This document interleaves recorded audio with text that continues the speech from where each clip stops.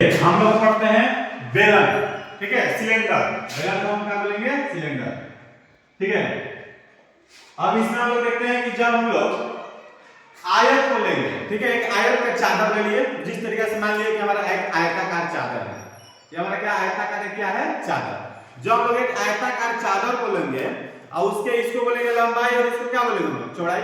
ये हमारा हो गया लंबाई और ये हमारा क्या हो गया? चौड़ाई। जब किसी आयताकार चादर को लेकर के या तो उसके लंबाई के परितः मोड़ दीजिए या उसके चौड़ाई के परितः मोड़ दीजिए।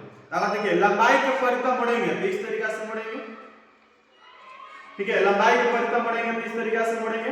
तो देखिए जैसे मोड़े थे हमारा एक आकृति बन के तैयार हुआ, इस तरीके से रख देंगे यहाँ पे। ये हमारा एक आकृति बन के तैयार हुआ, ठीक है, ये जो हमारा आकृति बन के तैयार हुआ, तो जो ये आकृति बन के तैयार हुआ ना, इसी को हम लोग बोलते हैं बेलन। या इसको देखिए अभी हमारा हो गया क्या? चौड़ाई। तो चौड़ाई के परितः मोड़ेंगे, तो चौड़ाई के परितः हम लोग इस तरीके से मोड़ सकते हैं। तो जब चौड़ाई के परितः जैसे मोड़ेंगे तो उससे भी एक आकृति हमारा बनकर तैयार हुआ। तो ये जो हमारा आकृति बनकर तैयार हुआ, ये भी हमारा क्या हुआ? बेलन।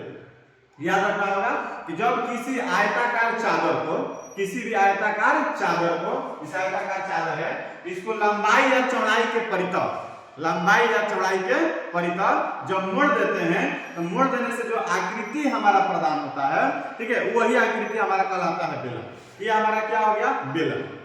ये हमारा जो आकृति दिख रहा है आपको, ये आकृति कैसा दिख रहा है? ये बेलनाकार है। अब बेलन में देखते हैं तो देखिए ये जो भाग होता है ना, जब उसको लोग परितः मोड़ते हैं तो वृत्त बनता है। क्या इधर बनता है? वृत्त। तो ये जो भाग है वो कैसा है? वृत्ताकार। फिर बेलन में ये जो भाग है भी हमारा कैसा है? वृत्ताकार। तो हमारा इसमें दो वृत्त होते हैं, इधर भी एक वृत्त होते हैं और एक इधर भी वृत्त होते हैं। और ये जो भाग होता है ना, इसको वक्र भाग बोलते हैं, वक्र, ठीक है। ये कौन सा भाग है? हमारा वक्र है। ये है वृत्ताकार, ये है वृत्ताकार और ये हमारा क्या हो गया? वक्र। याद रहेगा।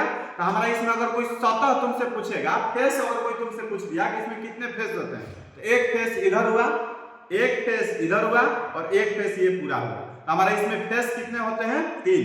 तो हम लोग इसमें याद रखना होगा, इसमें जो सतह की संख्या होती है, इसमें सतह की जो संख्या होती है वह संख्या कितनी होती है? 3 होती है, ठीक है।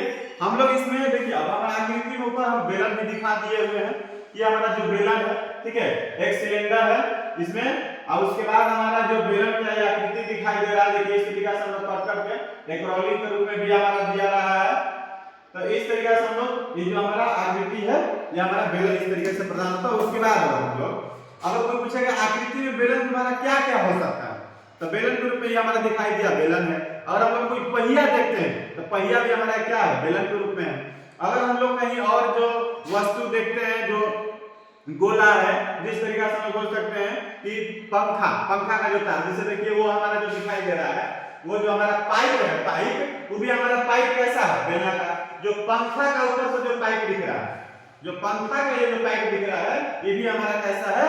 बेलनाकार है। हम लोग बेलनाकार वस्तु को बहुत सारा देखते हैं, जैसे रड देखते हैं, रड भी हमारा क्या होता है? बेलनाकार। ये जो हमारा पेन है, ये जो हमारा भाग दिखाई दे रहा है, ये भी हमारा आकृति कैसा है? बेलनाकार। और हम लोग कोई एक सिक्का का बात करेंगे, ठीक है, सिक्का जो होता है और सिक्का का भी आकृति कैसा होता है? तो बेलनाकार होता है। कभी हम लोग सिक्का को दूसरे रूप में ना लेकर के गोला कभी नहीं बोल सकते हैं, क्योंकि सिक्का में जो होता है इसी रूप का, इसी तरीके का होता है, बस यह पतला रहता तो हमारा क्या हो जाता?